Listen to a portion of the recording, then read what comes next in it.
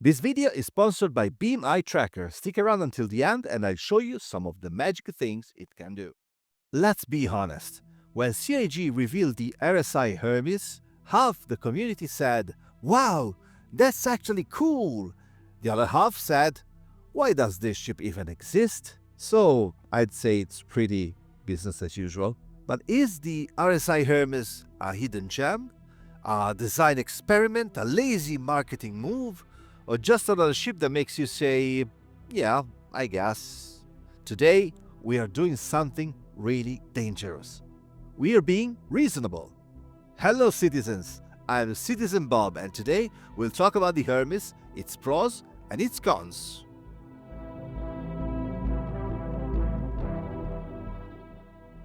The Hermes is clearly designed as a medium cargo ship with combat flavor. On paper, it looks strong. In practice, well, probably feels strong too, but nuanced. And that's exactly why this ship is interesting. It doesn't scream "buy me," but suggests it politely. So let's break it down, starting with the pros. First, durability. For its size, the Hermes is surprisingly tough. It's one of those ships that makes you feel safer than you expected, which is nice. For a Bob like me who tends to crash into things, knowing that you don't immediately burst into flames is no normal thing. Second, pilot firepower. 4 size 4 guns on a cargo ship, that's a hauler with opinions, strong opinions. If you fly solo, the Hermes carries just the right amount of confidence. Third, cargo efficiency. The Hermes is compact and practical and carries a lot without becoming a huge space potato. Fourth, the concept itself. The Hermes sits in an interesting space. Not too big, not too small, not too specialized. If your gameplay is just a bit of everything, the Hermes actually makes sense. So far so good, but now let's talk about the other side. Speed. Yes, we have to talk about speed because the Hermes was marketed as fast. Hermes, the god with wings on his feet. Well, this ship doesn't have feet, so no wings.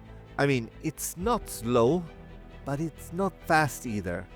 It's like that friend who always says, "I'll be there in 5 minutes." You know what that means. Then the cargo access, aka the rear door. You have to say it with this voice. It's narrow, nothing else to say, and loading huge cargo boxes, well, it's not an impossible task, but having a slightly larger access opening wouldn't be so bad, right? And of course, if you love to carry along land vehicles, well, you actually can, but we all know that you are interested in just one land vehicle, that one with the bed that makes you get back in action in a blink of an eye.